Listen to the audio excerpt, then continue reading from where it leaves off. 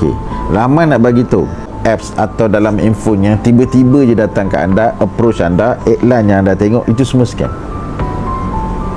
Tak kira lah dia pakai gambar PMX ke, gambar menteri ke, gambar director ke, pengarah ke, gambar saya ke, gambar polis ke, asalkan dia message awak, ajak awak join pelaburan tu, itu scam. Ataupun dia invite korang masuk dalam satu grup. Biasa penipuan pelaburan scam ni, dia akan invite korang masuk dalam satu grup. Grup tu ada ramai individu, ahli-ahli grup, yang anda akan nampak dalam grup tu masing-masing cakap, wow, bestnya, alhamdulillah, duit dah dapat. Semua akan mesej kejayaan mereka kononnya. Ramai nak bagi tahu jangan terpedaya dengan mesej itu, kerana mesej itu sebenarnya adalah mesej daripada scammer juga yang menyamar sebagai pelabur.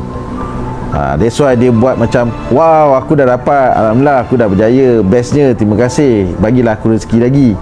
Korang memang mudah tertarik dengan ayat-ayat macam tu. Korang memang sejenis manusia yang memang suka dengar perkataan dan ayat itu, dan memang tertarik dengan ayat itu. Itu sebab korang akan automatik percaya pelaburan tu. Sedangkan kau tak kenal pun siapa pun individu-individu dalam tu, kau tak pernah jumpa pun diorang. That's why Rahmat nak educate anda cara guna handphone dengan selamat. Ni, cara guna internet dengan selamat.